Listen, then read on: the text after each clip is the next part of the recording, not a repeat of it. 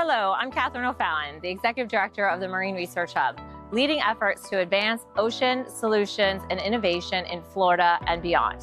By 2030, the global ocean economy is projected to reach $3 trillion and 40 million jobs. And Florida, surrounded by water, is uniquely positioned to lead the way with marine solutions with a global impact. At the Marine Research Hub, we connect stakeholders, elevate oceanographic research, and commercialize marketable solutions that drive investment opportunities, create sustainable jobs, and ultimately protect our marine and coastal environments.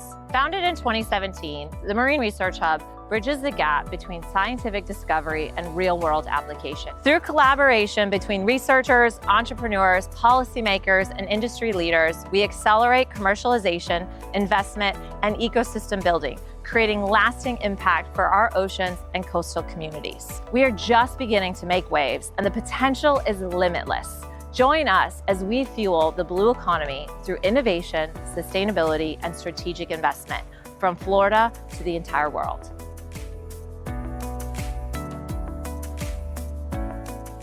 Hello, and welcome to another episode of the Blue Economy Podcast. I'm your host, Katherine O'Fallon, Executive Director with the Marine Research Hub. And today I'm really excited because we're sitting down with the Port Director from Port Everglades, Joe Morris, and we are going to dive into everything that's going on at Port Everglades and really kind of start talking about maybe some potential innovation and how we can really lift the opportunities for an entire ecosystem in this space. So I'm glad that we're able to finally get some time to sit down. I think you were the easiest one to schedule, honestly. Well, I'll take that as a good sign, but it's my pleasure to sit down with you and just have a great conversation. Well, thank you so much, Joe. Even with your very busy schedule, you have an amazing team, and that's why it was so easy for me to get scheduled and on your books. And we planned it out very early in advance. But we're sitting here today looking out over Port Everglades. It's a Friday afternoon, and it is very busy.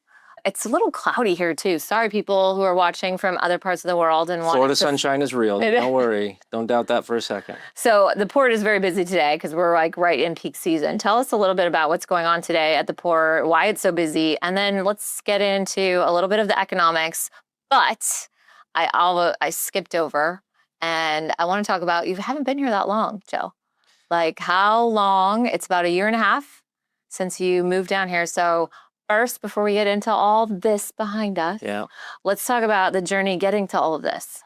So long story, and I can make it longer. So I'll try and be brief, but I've been blessed throughout my career. I started off working in a warehouse and loading and unloading shipping containers. And I asked just a couple questions about how do I understand more about this business? And luckily enough, I ended up starting with a company on a short-term basis, actually filling in for somebody on maternity leave. Oh my gosh. And 2 months into that temporary position that I was filling, even it was full-time, a temporary position, they offered me a full-time job. 2 years later, I was moving to their headquarters in North America, cross country. So I moved from Seattle to New Jersey. A few months after that, there was a joint venture that happened. So I moved to Columbus, Ohio as part of that same organization. And, kept moving around and getting exposed to other things, other aspects of the business. Mm-hmm. And I was blessed to have some fantastic mentors who probably gave me a little more responsibility than I was ready for at the time. But they challenged you. They challenged me for sure. It taught me so much. Like I said, really blessed to have been around some of the leaders that I was around for a good part of my early career. And at a certain point, working for a shipping company, I got involved in the terminal operations. And I didn't quite understand it. So after having some advice from a mentor, I moved back to the West Coast and started working at a container terminal. A few years after, working through the ranks there, I moved to the global headquarters. So this was my first expatriate assignment in the Netherlands. And the 2-year assignment ended up being a 7-year experience. Moved a couple more times with the same company. So all told, I was with this company in the private sector for 23 years, 11 different locations, and a ton of memories and great experiences that helped me get to where I am today. After my last assignment with that company, an opportunity at the Port of Boston came up. Yeah. And that is where I got into the public sector role of ports, port authorities, port administration type companies and organizations. And after more than 4 years there, the opportunity in Port Everglades came up. And I got a phone call about it from an industry friend. And the more I asked questions about this port, I was familiar with it from my days working domestically for actually what was at one time a client of Port Everglades. And the more I read about it and the more that I asked questions and heard from people, I just couldn't believe how dynamic a port it sounded like. And I'll tell you, in my year and a half here, it has lived up to the billing. But, in addition to that, and you hear me say this from time to time at events that we're both attending, is the community here really is unique. And there's a ton of reasons that I've seen for that. And I love boasting about it as I travel around the world to attend industry events, understand where Port Everglades can take advantage and, lean into certain things to grow and boost our business and also make us better. Yeah. And, again, the business community, the support here for Port Everglades is really unparalleled in anywhere that I've been. And I've seen a few ports. Yeah, it sounds, I did not realize all the background. I kind of knew a little bit about the public sector side, like the Port of Boston, and I've spared you the really long story. I love, well, it's good. Maybe we'll get into that another time, perhaps. But I love that you kind of lean in. The community is such a big part of this. And I don't think, people recognize that because maybe that's not the same as it is at other ports. It really does feel unique here. And as I said, I've seen, dozens, if not hundreds of ports through my career. And sure, I'm a little bit biased now. No. But at the same time, there's a lot of tangible evidence to why I have that perception. So it's great. Well, and so with that kind of, with that, the community involvement, the business, the county as well. There is that connection here, but it is because the port is such a big part of this community. It has a small footprint, as we'll probably get into talking about a little bit later, but every square inch of this space is used very smartly and strategically, but it is a huge part of our community. And so let's talk a little bit about what is going on here at the port and the economics behind Port Everglades, because I don't think people completely understand how Port Everglades is part of the county, but it is basically, self-sufficient, self-sustaining. How is that? Yeah, so it's a great setup for where we are, I think. And as part of Broward County's governmental structure, we're an enterprise fund, and we do not collect or use any taxpayer dollars here locally. And that means that all of our operating revenues that we get through our marine terminal leases, our tariff rates, our cruise business, the energy business, all of that revenue that comes into the port is then reinvested into the port, whether that's our people, our infrastructure, innovation, future-looking elements, redeveloping and repurposing the land that we then offer to other businesses, port users, tenants, to be able to succeed in their own right. So as that economic engine, as a standalone for our cruise and cargo, and we'll get into maybe the big three that we talk about, which is about 80% of our top line between cruise, cargo, and energy. But just between cargo and cruise, that's an economic impact of $28.1 billion from our fiscal year 24 results. And in fiscal year 25, which closed just a few months ago, we broke records. We had the trifecta of establishing new throughput records for energy, for cargo, and for cruise. So we just know that our economic impact study that's going on right now, is going to, really exceed that 28.1 billion. That again is just for the cargo and the cruise sector, and doesn't account for the petroleum, the energy sector that we have here. But with those records, it was the first time in the port's history that all three have broken records or established new records in the same year. Cruise business has been growing, and today we have 5 ships in port. We also had a ferry service in from Balearia. Bahamas. So that serves, Bimini, Bahamas on a frequent basis. So they were in, and they've already departed here today. We also have 10 cargo ships, whether that's dry bulk, cement, or traditional containerized movements. And then a project that's happening, of course, live here right now is a little bit of a dredging project, the sand bypass project. That's a county project, Yep. but just outside the entrance channel here to the port. And those support ships are actually in dock today and, setting up for their next wave of activity just off the shore. Well, and we were on a little port cruise the other day with the Greater Fort Lauderdale Chamber of Commerce, and we got to get a little behind the scenes. And I also saw a boat that had boats on it. That's right. So we are the #1 port for moving yachts in the United States. And it's really fascinating to see some of the vessels that come through here, not just the yachts and the super yachts themselves, but also the transport ships. Yeah. Where, those are what we refer to as a flow, right? The float on and float off. And so those ships will come in and submerge themselves and allow the other vessels to glide right in and find a parking space and get secured for their transit. Right now, the season, they're probably headed to somewhere over to Europe.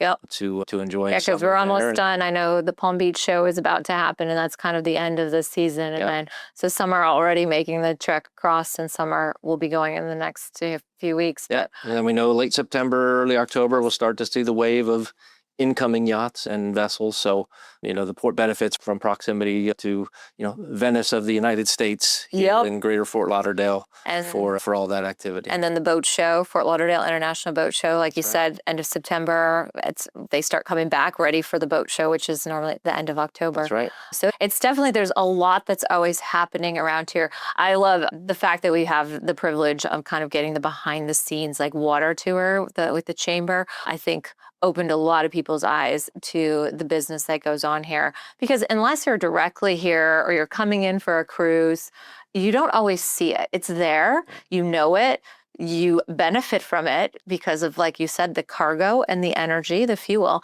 But if you're not directly involved with it on a day-to-day basis, you don't really see it. And understand it. And I'll tell you, I try not to take it for granted because, I work in a great place, and being able to tell that story and share our successes with a supportive community is always fun. What I really liked about that, the behind the scenes tour, as you say, is the engaging questions, right? So we do that on a frequent basis with the community, whether that's going to HOA meetings, or if we go to, events that are highlighting, events happening in Broward County or Southeast Florida. We love to engage, and we did that with our master vision plan, which recently got approved. We held over 30 public meetings. We did over 100 individual interviews with companies and organizations that are stakeholders of the port, and getting that feedback helps to set really our vision compared to how a lot of other projects go, where it's okay, here's the market assessment, which is a valuable piece of input for us. But hey, here's that community input, here's that business input, and how do we marry those two things to make sure we move the port in the right direction? You already mentioned that we're a little bit space constrained, right? So this has been a challenge for the port for a number of years. We have invested pretty significantly in some projects in the recent past to propel us and to fill some of those gaps. I think probably the most prevalent example is something called the Southport Turning Notch. And this had a big piece of environmental mitigation as part of it. But what it really did is, allowed us to bring in some of the more modern infrastructure in the way of ship-to-shore cranes to service larger cargo ships. And we added 1,500 linear feet of berth, which is a gift for any port that is involved in berthing vessels of larger size. It is a tremendous springboard for our tenants to serve their clients, who then in turn the community, the region, right? Florida's population, especially here in Broward County, off the charts growth is growing. So the demand for cargo, for goods, as well as services and cruise experiences, of course, is really, pretty impressive. So we have a pretty important role with our very diverse mix of cargo activities and tourism activities that are happening through the port.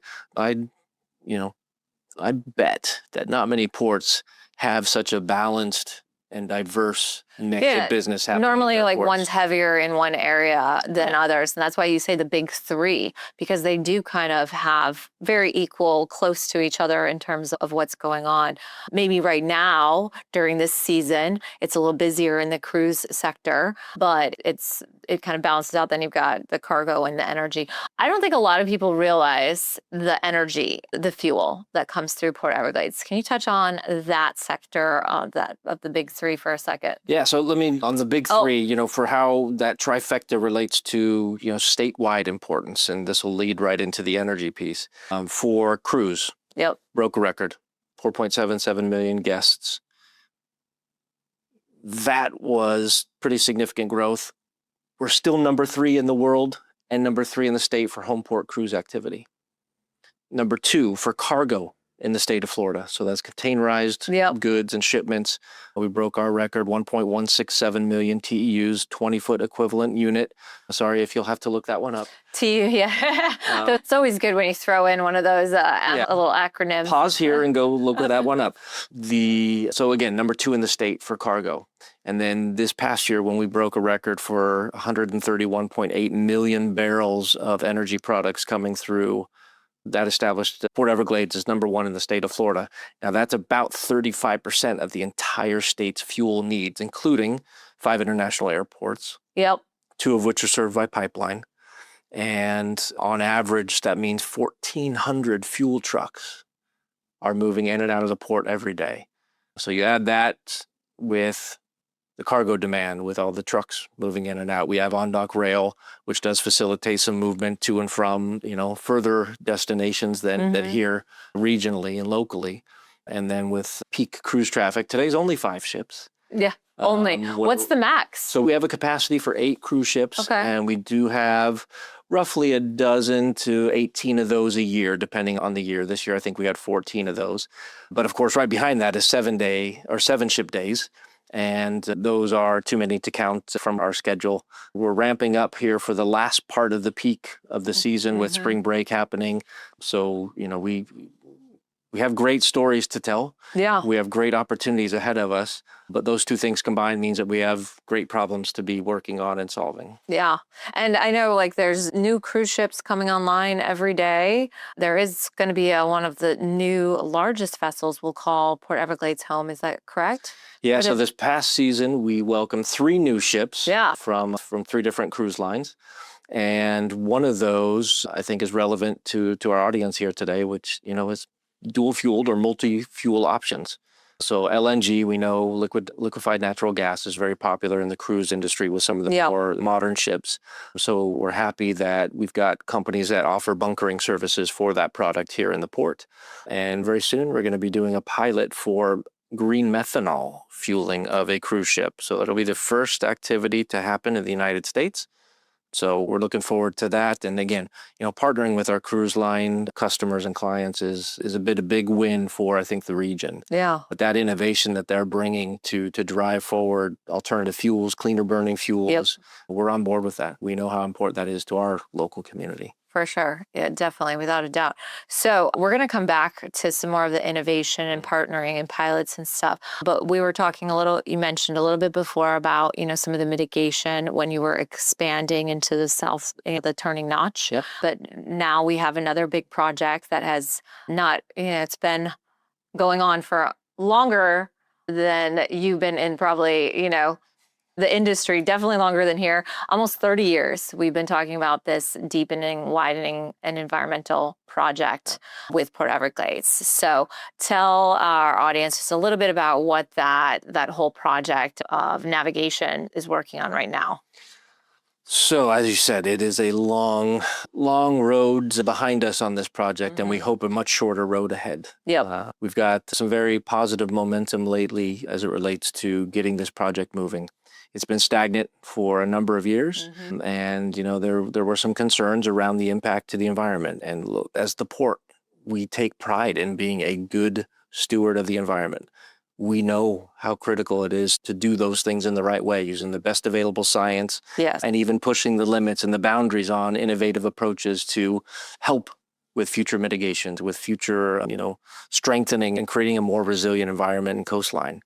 And what the port has already done is invested, dozens of millions of dollars into various mitigation projects.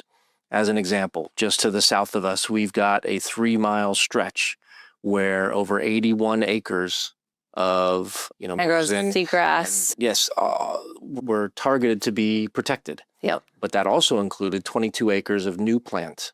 Yep. So removing some invasive species, Australian pine as an example, and replanting more of the local plants that have really, I think, exceeded expectations by every measure that you can come up with. And, that's just one example of what the port is doing proactively to show what our stance is, right? And the Broward County is right there with us to take that stance as a good steward of the environment and everything that we do.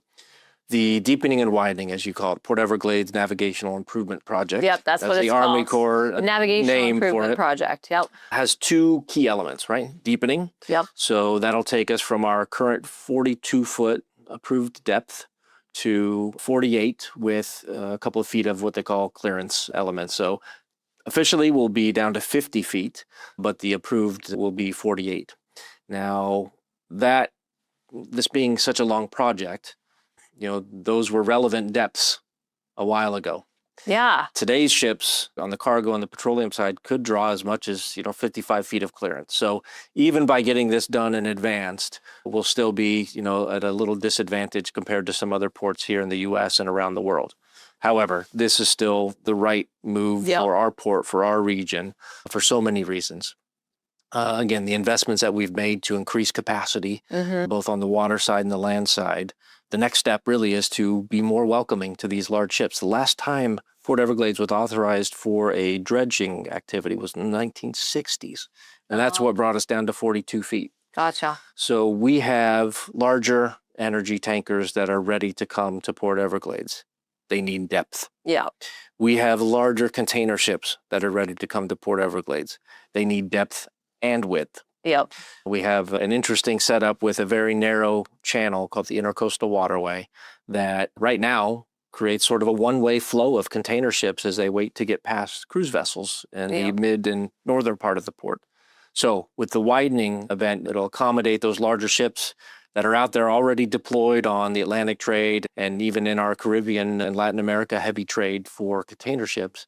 And it'll be a much friendlier schedule. So that means more efficient movement of goods. That means fewer ship calls.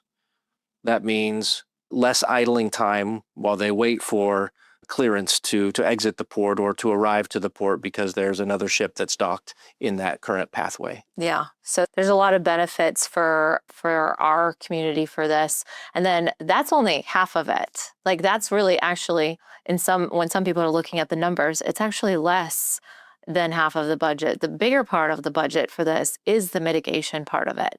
That is the coral restoration, the seagrass mitigation, finding, different species, organisms, trying to move them and do the right monitoring for all of this. So I think a lot of people don't understand that the process, you've been very much a big partner of working with the Army Corps and National Marine Fisheries, trying to come up with what best practices that are going to be the most environmentally friendly to this project. Can you touch on that for just a moment and talk about that? Yeah, so in the next couple of minutes, I'll probably repeat the same word, which is unprecedented. Yes. And I'll say this as it relates to a lot of things. Number one, it would be unprecedented mitigation efforts on any dredging project in the United States. Number two, of course, there's calculated unprecedented number of corals that could be impacted. There will be unprecedented new companies and organizations coming to meet this challenge to mitigate, to help restore, to replant, to grow and foster this next wave of coral replenishment. And we know that the Marine Research Hub is a part of that in spawning innovation, in supporting organizations and companies that are trying to lift up where there's a need in the industry, right? Yep. And we love that the innovation contest that you guys have every year, that we get to be a part of judging that with you. And we know that there's things that are happening now, there's opportunity now, but who knows in 3, 4, 5 years what that could look like and what new technologies will come into play to help make that even more successful. Yeah. And unfortunately, as you alluded to, right, we've had unprecedented delays with the project. And again, Port Everglades, Broward County stands strong and firm that we will be good stewards of the environment, but it can't be either or, right? Let's find that common ground and the reasonable mitigation for reasonable calculations on impacts to wildlife, to coral. And as part of that, yes, the current mitigation costs for the project heavily outweigh the actual dredging cost of the project. So we're hoping that the great conversations we're having with our federal partners, with our local companies, there's strong support for, and there's strong voices against. And I think I'd be naive to say that those don't exist. So we acknowledge, but how do we, in today's world, find that common ground to move forward? And how to work together. Like that's what, when we talk about, and I'm glad you led right into where I wanted to talk about innovation and opportunities. I mean, Port Everglades is a partner, a sponsor, works, with Marine Research Hub because you are wanting to be good stewards for the environment and recognizing that innovation in solution-based companies is a great way to do that. It's not only great for the environment, but it's great for our community and for building the businesses and the jobs that are going to take care of this environment. And unprecedented number of jobs that are going to be coming out of a lot of this space with monitoring, with, those checks and balances, I think, are in place. And so let's talk a little bit about the innovation side and, where you see Port Everglades. Why is it so important to be a part of this ecosystem of innovation? Yeah. So the blue economy, and I think Florida is actually a leading example of that, having created an official state office. Yes, we have the Florida Office of Ocean Economy. There it is vital. And it just makes sense as we're such a diverse and important port for the region.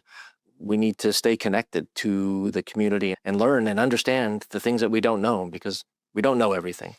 But where we can leverage relationships with, connecting organizations such as the Marine Research Hub that foster, that create, that encourage that exploration. We'd be silly not to take advantage of that and let folks and encourage folks to get out there and try things, and where we can help with, piloting and with testing and providing a real world environment, even though our port is very busy, where there's an opportunity to do that, we will look to support and engage and see how these companies can learn and get even better. We at the port, of course, have, I think, a very basic concept, but it's called continuous improvement. So that comes in, sometimes small steps and small efforts to make something simpler, to make something more efficient, to, just to move and advance in a positive direction. And, our team is empowered to make those changes here and to try things. And not everything will succeed, right? So this is where you have the courage to step back and say, okay, that didn't work. Let's try something else. And if you have an innovative mindset and you're involved with innovative companies, if you don't have that ability to fail, within, assumed risk and within the assumed environment, then you're probably not going to be able to push the envelope enough to make a difference. So this is where we love how you guys encourage and foster that innovation. Well, and you guys are so supportive. I mean, attending our events, Ocean Exchange, being a part of this year where, Broward County is going to be hosting the Climate Compact. Dr. Gerardo was one of our guests a couple months ago, talking about our resilience and infrastructure and, taking care of the environment, but taking care of our community as well. And we're adding on that Innovation Day for the Climate Compact this year, which is a huge opportunity to just make sure we're making those connections, because a lot of new innovation just needs someone to support them a little bit, give them a little bit of space for an opportunity for a pilot so that they can really blow up. And that's where I think Port Everglades sits at a unique spot, is because within your capacity, you want to help support those innovations. Just the case in point, working with the cruise industry and the new fuel opportunity. There was someone who came through Ocean Exchange that wanted to just test like a different paint type of thing. And we're like, well, we can use our crane. We can put a little bit on one of our containers. It doesn't need to be a huge thing, but I think that's where people sometimes see that when you support, new innovative solutions, they think you have to be like all in, big or go home, where it could be small things. It could be connections. It could be introductions. And that's where your, support of Marine Research Hub is so valuable, because sometimes it is this, that you need those connections, you need that insight, and opportunity to say, we may not be the best place because we don't have it, but we know someone who does. And I think that's also, valuable that, yes, you compete with other ports, but you also are very much about working together. And that's where, rising tides lift all ships. And that's where I think, going back to where you started about the community here in Broward County, it's like, we can all win if we work together, if we work collaboratively. We may not all win everything we want, but we can come to some agreement on how to get the best thing done for not only our community, but for our environment as well. Couldn't have said it better myself. So, No, look, it is important, right? And you've heard me say this, and in the ports business, it's about the ships. Yeah. It's about the relationships, the partnerships, and the friendships. And I think that this environment where you and I are blessed to work really lives that mantra. We've got great folks that are happy to connect, ideas that, well, look, I don't play a direct role in that idea. That I know. But I think I know somebody who might be able to help you or be excited about it and, share some ideas as well. Yep. And it's really fascinating to see that happen day to day, week to week, month to month here.